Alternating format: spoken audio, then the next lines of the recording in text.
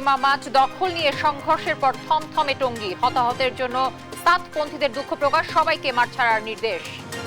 হাসিনাকে প্রধান আসামি করে ট্রাইব্যুনালে গুমের অভিযোগ। ইউপিডিএফ নেতা মাইকেল চাকমার আইনানুযায়ী নেওয়া হবে ব্যবস্থা। 10 ট্রাক অস্ত্র মামলায় বাবর সহ 6 আসামি খালাস। উলফা নেতা পরেশ বড়ুয়া সহ 9 জনের যাবজ্জীবন রাজনৈতিক প্রতিহিংসার অভিযোগ। নির্বাচন নিয়ে প্রধান উপদেষ্টার ঘোষণার পর প্রেস সচিবের বক্তব্য সব বিরোধী, বলছে বিএনপি। সরকারের কাছে সুস্পষ্ট রোডম্যাপের দাবি। অগাস্ট নভেম্বরের রেমিটেন্স বেড়েছে 26%, জানালেন প্রবাসী কল্যাণ উপদেষ্টা। অভিবাসন কমাতে নেওয়া হয়েছে নানা পদক্ষেপ। রোহিঙ্গাদের আশ্রয় দিয়ে উদারতা দেখিয়েছে বাংলাদেশের জনগণ ও সরকার। সংকট সমাধানে পাশে থাকার আশ্বাস যুক্তরাষ্ট্রের।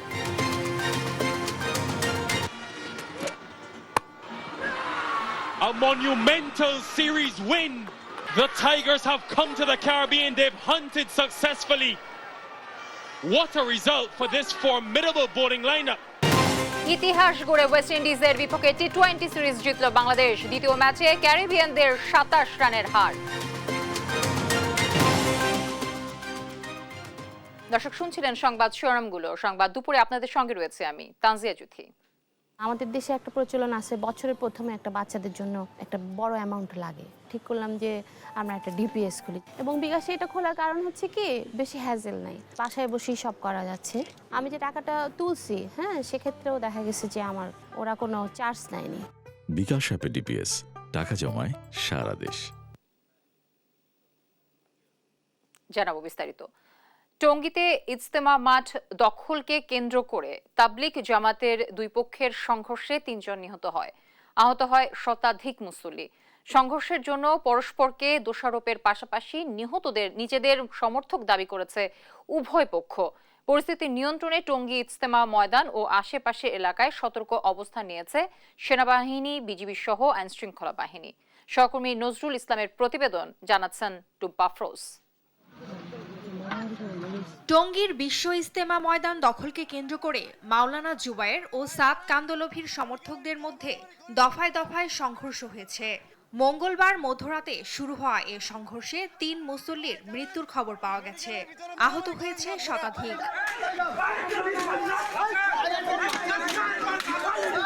নিহতরা হলেন রাজধানীর দক্ষিণখানের বেলাল হোসেন, কিশোরগঞ্জের বাচ্চু মিয়া এবং বগুড়ার তাজুল ইসলাম। আহতদের টঙ্গী আহসানুল্লাহ মাস্টার জেনারেল হাসপাতাল এবং ঢাকা মেডিকেল কলেজ হাসপাতাল সহ বিভিন্ন হাসপাতালে চিকিৎসা দেওয়া হচ্ছে। প্রত্যক্ষদর্শীরা জানায়, সাতপন্থীরা বিভিন্ন এলাকা থেকে নতুন পুরাতন সাথী জমা করে তুরাগ নদীর পশ্চিম তীর থেকে কামারপাড়া ব্রিজ সহ বিভিন্ন সড়ক দিয়ে ময়দানে প্রবেশের চেষ্টা করে। তাদের লক্ষ্য করে ময়দানে থাকা জুবায়েরপন্থীরা ইট পাটকেল নিক্ষেপ করলে সংঘর্ষ শুরু হয়। বিভিন্ন জায়গায় তারা আমাদের গাড়ি আটকিয়ে গ্লাস ভেঙে আক্রমণ করা হয়েছে সাথীদের উপর। অনেকে আহত অবস্থায় 3টা সাড়ে 3টার মধ্যে আমাদের এই এলাকায় প্রবেশ করলেন। ঠিক 3:30 থেকে 4টার মধ্যে কামারপাড়া ব্রিজের নিচ থেকে আমাদের সাথীদের উপর আক্রমণ করা হইল, ইট পাটকেল নিক্ষেপ করা হইল। এরপরে লাঠির মাথায় মশাল আগুন জ্বালিয়ে নিক্ষেপ করা হইল। তখন আমাদের সাথীরা তাকবীর দিয়ে যখন ধাওয়া দিলেন, কিছুটা পিছু হটে ওনারা আবার আক্রমণের জন্য আসলেন। এই তখন ধাওয়া পাল্টা ধাওয়া শুরু হইল। আমাদের আগের থেকে ঘোষণা দেওয়া যে আমরা 5 দিনের জোর টঙ্গীর ময়দানে করব, যেহেতু টঙ্গীর ময়দান এখানে জায়গাটা খালিই আছে, এই জন্য আমরা 5 দিনের জোর করতে আসছি। এখান থেকে অনেক জামাত বের হবে। এ ঘটনায় পরস্পরকে দোষারোপ করছে উভয় পক্ষ। নিহতদের নিজেদের পক্ষের বলেও দাবি তাদের। এখান থেকে উস্কানিমূলক কিছু পাইছে, তারা নারাও থাকবে আল্লাহু আকবার করে ডাক দিছে, ডাক দিয়ে সব সাথে উড়ে গেছে। এই তখন এবারে দাওয়া ফালদা দাওয়ার মধ্যে আমরা সাথীরা ঢুকে গেছে। যারা এই হামলার উস্কানিদাতা ছিল, এখন পর্যন্ত প্রায় শতাধিক মানুষ আহত হয়েছে, 3 জন মানুষ নিহত হয়েছে। আমরা চাই যারা এই হামলার উস্কানিদাতা ছিল, যারা সরকারের ঘোষণার পরও মাঠ ছাড়েনি আমাদের জন্য, তাদেরকে অনতি বিলম্বে বিচারের আওতায় আনা হোক। পরিস্থিতি নিয়ন্ত্রণে ইজতেমা ময়দান এবং আশেপাশের এলাকায় সেনাবাহিনী সহ যৌথ বাহিনী কাজ করছে। এছাড়া মোতায়েন করা হয় 4 প্লাটুন বিজিবি সদস্য। নিউজ ডেস্ক, দেশ টিভি। দর্শক, এ নিয়ে আরো জানাতে টঙ্গী থেকে সরাসরি যুক্ত হচ্ছেন সহকর্মী নজরুল ইসলাম। নজরুল, টঙ্গীর পরিস্থিতি এখন কেমন দেখছেন এবং মুসল্লিরা ইজতেমা ময়দান ছাড়তে শুরু করেছে কিনা, কি পরিস্থিতি আসলে সেখানে? জ্যোতি, আপনি যেমনটা বলছিলেন, আপনারা জানেন যে গত রাত ৩টার সময় কিন্তু দুপক্ষের মধ্যে যে সংঘর্ষ হয়েছে সেই সংঘর্ষে কিন্তু ৩ জন নিহত হয়েছে এবং অর্ধশতাধিক কিন্তু আহত হয়েছেন। এর সূত্র ধরে কিন্তু স্বরাষ্ট্র মন্ত্রণালয় তাৎক্ষণিক একটা মিটিং ডেকেছেন। সেই মিটিং থেকে কিন্তু অর্থাৎ এই যে সাতপন্থী যারা রয়েছেন তাদেরকে মাঠ ছাড়ার যে নির্দেশনা দেওয়া হয়েছে এবং মাঠ সরকারের নিয়ন্ত্রণে রাখবেন, এই আলোকেই কিন্তু আমরা দেখতে পাচ্ছেন আমার পিছনে কিন্তু এখানে কিন্তু দলে দলে মানুষ কিন্তু মুসল্লিরা কিন্তু মাঠ ত্যাগ করছেন এবং সরকার কিন্তু তাদেরকে যে সময় বেঁধে দিয়েছেন যে এই সময়ের মধ্যে তাদেরকে মাঠ ত্যাগ করতে হবে, তার পরিপ্রেক্ষিতে কিছু লোক এখনো মাঠে অবস্থান করছেন এবং কিছু মুসল্লিরা কিন্তু বের হতে আমরা দেখেছি। আপনারা দেখেন যে এখন এই নির্দেশনা পাওয়ার পর থেকে কিন্তু ছোট আকারে কিন্তু বের হচ্ছেন। এখন সবাই কিন্তু যার যার গন্তব্যে যাবেন এবং কিছুক্ষণের মধ্যেই মাঠ ছেড়ে দেওয়ার জন্য যে নির্দেশনা এসছে সেটাই কিন্তু তারা দেখাচ্ছেন। আমরা দেখতে পেয়েছি যে এখানে কিন্তু যে ইজতেমা ময়দান, যে ময়দানে যে তারা খিত্তায় যে অবস্থান করেছিল রাত থেকে অবস্থান করে থেকে এখন কিন্তু ঠিক যে মুসল্লিরা কিন্তু আপনার বিভিন্নভাবে আবার অর্থাৎ গাড়িতে করে যার যার মতো করে কিন্তু বের হতে আমরা দেখতে পেয়েছি এবং আপনারা দেখতেছেন যে এখান থেকে কিন্তু সাধারণ মুসল্লিরা কিন্তু সেই তাদের যে সাত অনুসারী যারা স্বরাষ্ট্র মন্ত্রণালয়ের যে মিটিং হয়েছে সেই মিটিংয়ের প্রতি তারা শ্রদ্ধা দেখিয়ে কিন্তু কিছু কিছু যে মুসল্লি রয়েছেন তাদের যে আসবাবপত্র আছে সেগুলো কিন্তু গুছিয়ে তারা কিন্তু রেডি হচ্ছেন এবং তারা কিন্তু বের হচ্ছেন। তো আমরা দেখতে পেয়েছেন, আমার পিছনেও দেখতে পাচ্ছেন যে আপনারা এখানে তারা কিন্তু অল্প কিছুক্ষণের মধ্যেই সবাই মাঠ ত্যাগ করবেন এরকমটাই কিন্তু জানিয়েছেন। আমরা দেখতে পাচ্ছেন এখানে কিন্তু সব মুসল্লিরা কিন্তু জড়ো হয়ে কিন্তু তারা মাঠ ত্যাগের জন্য যে নির্দেশনা এসছে সেই নির্দেশনা কিন্তু তারা পালন করছেন এবং আপনি দেখতে পাচ্ছেন যে সবাই কিন্তু এখন মাঠ ছাড়ার জন্য প্রস্তুতি নিচ্ছেন। আমরা কিছু কিছু যে মুসল্লিরা বের হতো আমরা দেখেছি। তো আপনার স্বরাষ্ট্র মন্ত্রণালয় থেকে যে নির্দেশনা আসছে সেই নির্দেশনা মোতাবেক কিন্তু তারা এই মাঠ ত্যাগ করছেন। তো যদি এই ছিল আমার কাছে ইজতেমা ময়দান থেকে সর্বশেষ। নজরুল, আপনি সংবাদ সংগ্রহ করতে থাকেন, পরবর্তীতে আবারও যুক্ত হবার চেষ্টা করব যদি আমাদের প্রয়োজন হয়। ধন্যবাদ। আমাদের সহকর্মী নজরুল ইসলাম যুক্ত ছিলেন টঙ্গী থেকে। কোন রকম উস্কানিমূলক বক্তব্য, টেক্সট, লাইভ বা ভিডিও শেয়ার দেয়া থেকে বিরত থাকার পাশাপাশি নিজ অনুসারীদের দ্রুত ইজতেমা মাঠ ছাড়ার কড়া নির্দেশ দিয়েছেন তাবলিগ জামায়াতের সাতপন্থী নেতা মাওলানা রেজা আরিফ। বুধবার বেলা 11টায় বিশ্ব ইজতেমা নিয়ে স্বরাষ্ট্র মন্ত্রণালয়ের সভাকক্ষে স্বরাষ্ট্র সহ অন্য উপদেষ্টাদের সঙ্গে বৈঠকে বসে সাতপন্থীরা। সংঘর্ষের জন্য দুঃখ প্রকাশ করে মাওলানা রেজা আরিফ বলেন, ইজতেমা মাঠ এখন সরকারের দায়িত্বে থাকবে। এছাড়া তাদের দলের কতজন নিহত হয়েছেন তা এখনো নিশ্চিত না। সাতপন্থীদের সঙ্গে বৈঠক শেষে বেলা 12:30টায় শুরু হয় জুবায়েরপন্থীদের সঙ্গে উপদেষ্টা মণ্ডলীর বৈঠক। মুখোমুখি হয় তাহলে অনেক বড় সমস্যা তৈরি হওয়ার সম্ভাবনা আছে। ওনাদের অনুরোধটাকে কনসিডার করে আমরা মাঠ ছেড়ে দেওয়ার সিদ্ধান্ত নিয়েছি যেন কোনো রকম সমস্যা তৈরি না হয়। কারণ অতীতে আমরা সরকারের সমস্ত কথা রেখেছি, এইবারও আমরা সরকারের এই কথাটাকে সম্মান করছি। আমরা কোনো রকম সমস্যা তৈরি না হয় শান্তিপ্রিয় দল হিসেবে আমরা সেটাকে ছেড়ে দিচ্ছি।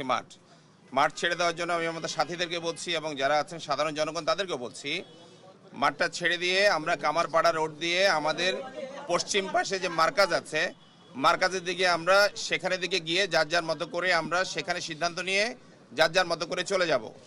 আর এই কামারপাড়া দিয়ে বের হওয়ার জন্য, ব্রিজ দিয়ে বের হওয়ার জন্য যাবতীয় আইনশৃঙ্খলা রক্ষাকারী বাহিনী যাবতীয় সহযোগিতা আমাদেরকে করবেন, ওনারা ওখানে সেফটি সিকিউরিটি এনশিওর করবেন।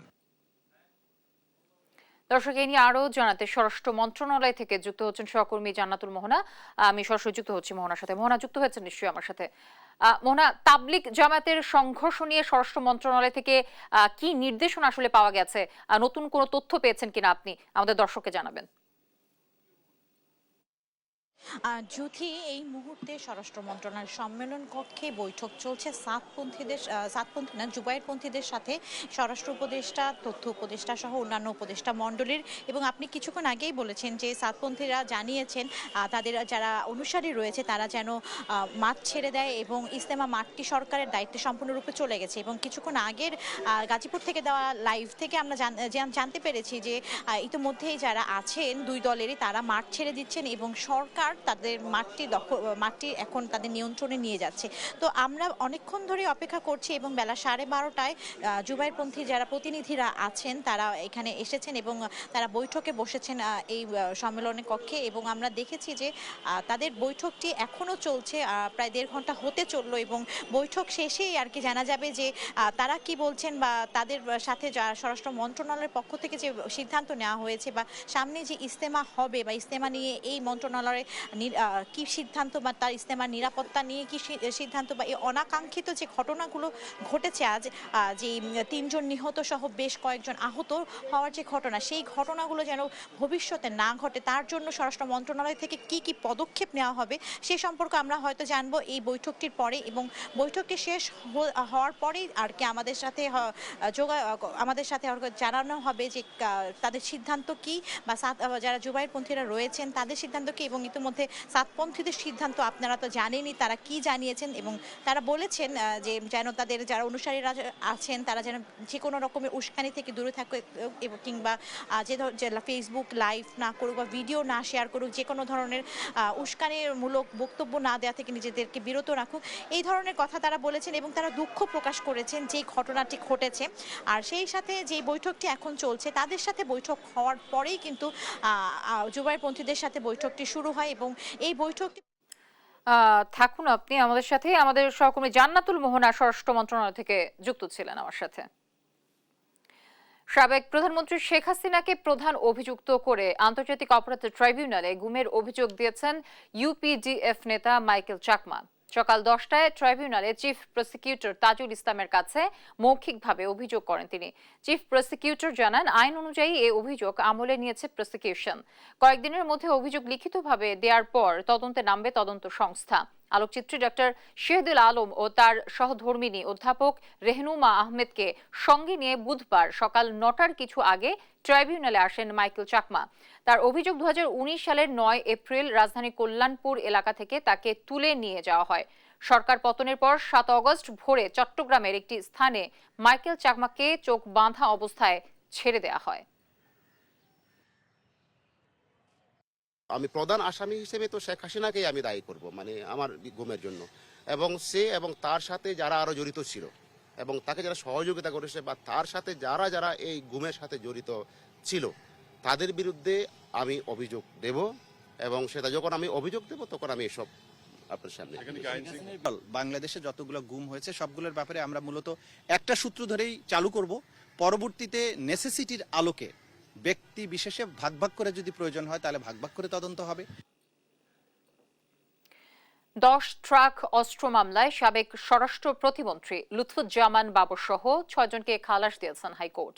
আর উলফা নেতা পরেশ বড়ুয়ার সাজা কমিয়ে দেওয়া হয় যাবজ্জীবন। বাকি 6 আসামির সাজা কমিয়ে দেওয়া হয় 10 বছরের কারাদণ্ড দেয়া। মামলার তদন্ত সঠিকভাবে হয়নি ও আসামিদের বিরুদ্ধে তথ্য প্রমাণ না থাকায় এ রায় দেওয়ার কথা জানান আদালত। সাবরিনা মজুমদার রিপোর্ট, জানাচ্ছেন ফাহিম ইউসুফ। 2004 সালের 1 এপ্রিল মধ্যরাত চট্টগ্রামের ইউরিয়া সার কারখানার জেটিতে খালাসের সময় বিপুল পরিমাণ অস্ত্র জব্দ করে আইন শৃঙ্খলা বাহিনী। এ ঘটনায় করা মামলা 10 ট্রাক অস্ত্র মামলা নামে পরিচিত। বলা হয় অস্ত্রগুলো ভারতের বিচ্ছিন্নতাবাদী সংগঠনের জন্য আনা হয়। এ নিয়ে তৎকালীন বিএনপি সরকারের সঙ্গে তিক্ততা বাড়ে ভারতের। আলোচিত এ ঘটনার তদন্ত শুরু করে বিএনপি। পরবর্তীতে 111 সরকারের সময় মামলার অভিযোগপত্র দেয়া হয়। শুরু হয় বিচার। 28 জনের সাক্ষ্য গ্রহণ শেষ হলেও আওয়ামী লীগ সরকার ক্ষমতায় এসে নতুন করে তদন্ত শুরু করে অভিযুক্ত করা হয় তৎকালীন স্বরাষ্ট্র প্রতিমন্ত্রী লুৎফুজ্জামান বাবর, শিল্পমন্ত্রী মতিউর রহমান নিজামী সহ বেশ কয়েকজনকে। চূড়ান্ত বিচারে বাবর, নিজামী, উলফা নেতা পরশ বড়ুয়া সহ 14 জনকে মৃত্যুদণ্ড দেয় আদালত। বিচারিক আদালতের রায়ের 10 বছর পর 14 আসামির মধ্যে 7 জনকে খালাস দেন উচ্চ আদালত। আর মৃত্যুদণ্ডের সাজা কমিয়ে 10 বছর কারাদণ্ড হয় 6 জনের। উলফা নেতা পরশ বড়ুয়াকে দেয়া হয় যাবজ্জীবন কারাদণ্ড। 10 ট্রাক অস্ত্র মামলায় 14 জন ব্যক্তির মৃত্যুদণ্ড হয়েছিল। এই মৃত্যুদণ্ডাদেশের রেফারেন্স শুনানি হয়ে আজকে রায় হয়েছে। এই রায়ে সর্বমোট খালাস পেয়েছেন 7 জন। 14 জনের ভিতরে 7 জনকে খালাস দিয়েছেন, 6 জনকে 10 বছরের সাজা দিয়েছেন এবং 1 জনকে যাবজ্জীবন সাজা দিয়েছেন। এরই প্রেক্ষিতে এই মামলা আজকে নিষ্পত্তি হলো। মামলার রায়ে রাষ্ট্রপক্ষের আইনজীবী, তদন্ত সংস্থা ও গোয়েন্দা সংস্থার ব্যর্থতা দেখছেন আদালত। আর শুধু রাজনৈতিক রং দিতেই বাবর নিজামী সহ অনেককে মামলায় অভিযুক্ত করে আওয়ামী লীগ সরকার। বাবর সাহেবের বিরুদ্ধে এই মামলায় দ্বিতীয় তদন্তে তাকে আসামি করা হয়েছে। প্রথম তদন্তে তিনি আসামিই ছিলেন না। 28 জন সাক্ষী হয়ে যাওয়ার পরে নতুন করে অ্যাপ্লিকেশন দিয়ে তদন্ত করে ফার্দার ইনভেস্টিগেশনে বাবর সাহেবকে আসামি করা হয়েছিল। এ রায়ে সন্তোষ প্রকাশ করেছে আসামি পক্ষ। ফাহিম ইউসুফ, দেশ টিভি, ঢাকা। নির্বাচনী ইস্যুতে প্রধান উপদেষ্টার ঘোষণার পর প্রেস সচিবের বক্তব্য স্ববিরোধী বলে মন্তব্য করেছেন বিএনপির স্থায়ী কমিটির সদস্য ডক্টর AZM জাহিদ হোসেন। বুধবার জাতীয় প্রেস ক্লাবে এক প্রতিবাদ সভায় এ মন্তব্য করেন তিনি। একই ইস্যুতে বিএনপি নেতা সালাউদ্দিন আহমেদ বলেন, সরকারের কাছে নির্বাচনের দিনক্ষণ জানতে চায় বিএনপি। হাসান মাহমুদের রিপোর্ট, জানাচ্ছেন নাফিয়া ফারজানা। 16 ডিসেম্বর বিজয় দিবসে ভারতের প্রধানমন্ত্রী নরেন্দ্র মোদীর দেয়া বক্তব্যের প্রতিবাদে বুধবার জাতীয় প্রেস ক্লাবে প্রতিবাদ সমাবেশের আয়োজন করে 12 দলীয় জোট। এ সময় ভারতীয় আগ্রাসন প্রতিরোধে দেশটির পণ্য বর্জন অব্যাহত রাখার আহ্বান জানান বক্তারা। অনুষ্ঠানে বিএনপির স্থায়ী কমিটির সদস্য AZM জাহিদ বলেন, নরেন্দ্র মোদীর বক্তব্য স্বাধীনতার জন্য হুমকি। এ সময় নির্বাচনের সময় নিয়ে প্রধান উপদেষ্টার বক্তব্যের পর প্রেস সচিবের বক্তব্য স্ববিরোধী বলেও উল্লেখ করেন ডাক্তার জাহিদ। প্রেস সচিব মহোদয়, আপনি তো সরকারি চাকরি করেন, বেতন নেন, আপনি কোত্থেকে এই ক্ষমতা পেলেন যে আপনি আপনার প্রধান উপদেষ্টাকেও ক্রস করে চলে গেলেন? কাজে আমাদের জানতে আগ্রহ হয়। এদিকে রাজধানীর মহাখালীতে এক অনুষ্ঠানে বিএনপির আরেক স্থায়ী কমিটির সদস্য সালাউদ্দিন আহমেদ বলেন, নির্বাচনী রোডম্যাপ নিয়ে বিএনপি কোনো ধারণা নয়, সুনির্দিষ্টভাবে জানতে চায় নির্বাচনের তারিখ। প্রয়োজনীয় সংস্কার, আইনি সংস্কার, কিছু প্রাতিষ্ঠানিক সংস্কার এবং কিছু মাঠের সংস্কার প্রয়োজন আছে। সেগুলোর জন্য যে সময়টা প্রয়োজন সেটা আমরা বিশ্লেষণ করে দেখেছি যে কোনোভাবেই 4 থেকে 6 মাসের বেশি লাগার কথা নয়। সুতরাং গণতান্ত্রিক যাত্রা পথে যাতে আমরা কোন রকমের কৌশল প্রয়োগ না করি সেই আহ্বান জানাবো অন্তর্বর্তী সরকারের কাছে। এদিন রাজধানীর কাকরাইলে স্বল্প মূল্যে দেশীয় পণ্যের বিক্রয় কার্যক্রম উদ্বোধন অনুষ্ঠানে ভারতীয় পণ্য বয়কটের ডাক দেন বিএনপির যুগ্ম মহাসচিব রুহুল কবির রিজভী। আমরা নিজের পায়ে দাঁড়াতে চাই, স্বনির্ভর আমরা হতে পারলে কেউ আমাদের দিকে চোখ রাঙিয়ে কথা বলতে পারবে না। যারা আমাদেরকে ঘৃণা করে, যারা আমাদের বিরুদ্ধে বিষোদ্গার করে, তাদেরকে বলে রাখি, এই বিষোদ্গার যতদিন করবে আমাদের প্রতিবাদ এবং আমাদের সমস্ত কিছু, আমাদের যে রাজনৈতিক প্রতিরোধ আমরা করে যাব। শেখ হাসিনা পালানোর মনোকষ্টে ভারত পাগলের মতো আচরণ করছে বলেও মন্তব্য করেন রুহুল কবির রিজভী। নাফিয়া ফারজানা, দেশ টিভি, ঢাকা। শেখ হাসিনা সরকারের আমলে গেল অর্থ বছরের তুলনায় অন্তর্বর্তী সরকারের অগস্ট থেকে নভেম্বর পর্যন্ত রেমিটেন্স 26% বেড়েছে বলে জানিয়েছে প্রবাসী কল্যাণ উপদেষ্টা ডক্টর আসিফ নজরুল। রাজধানীর ওসমানী স্মৃতি মিলনায়তনে আন্তর্জাতিক অভিবাসী দিবস এবং জাতীয় প্রবাসী দিবসের আলোচনা সভায় এ তথ্য জানান তিনি। বলেন, প্রবাসীদের সমস্যা সমাধানে নানা উদ্যোগ নেওয়া হয়েছে, অভিবাসন ব্যয় কমানোও চেষ্টা চলছে। সেই সঙ্গে ইউরোপের দেশগুলোতেও দক্ষ শ্রমিক পাঠানোর পদক্ষেপ নেওয়া হচ্ছে। এ সময় প্রবাসীদের ভোটাধিকার নিশ্চিতে সংস্কার কমিশন ও নির্বাচন কমিশনকে উদ্যোগ নেওয়ার আহ্বান জানান যুব ও ক্রীড়া উপদেষ্টা আসিফ মাহমুদ সজীব ভূঁইয়া। পরে সর্বাধিক রেমিটেন্স আসা 10টি ব্যাংক ও NRB CIP-দের সম্মাননা দেয়া হয়। চট্টগ্রামে আইনজীবী সাইফুল ইসলাম আলিফ হত্যার প্রধান আসামি চন্দন দাস সহ 10 জনকে আরও এক মামলায় গ্রেফতার দেখানো হয়েছে। পরে তাদের কারাগারে পাঠানোর নির্দেশ দেন আদালত। বুধবার সকালে অবকাশকালীন চট্টগ্রামের 6ষ্ঠ মেট্রোপলিটন ম্যাজিস্ট্রেট কাজী শরীফুল ইসলাম পুলিশের আবেদনের প্রেক্ষিতে শুনানি শেষে এই আদেশ দেন। এর আগে আসামিদের কড়া নিরাপত্তায় আদালতে হাজির করা হয়। গেল 26 নভেম্বর আদালত প্রাঙ্গণে চিন্ময় কৃষ্ণের অনুসারীদের সঙ্গে পুলিশের সংঘর্ষ হয়। সেই ঘটনায় খুনের শিকার আইনজীবী আলিফের ভাই বাদী হয়ে কোতোয়ালি থানায় হত্যা মামলা করেন।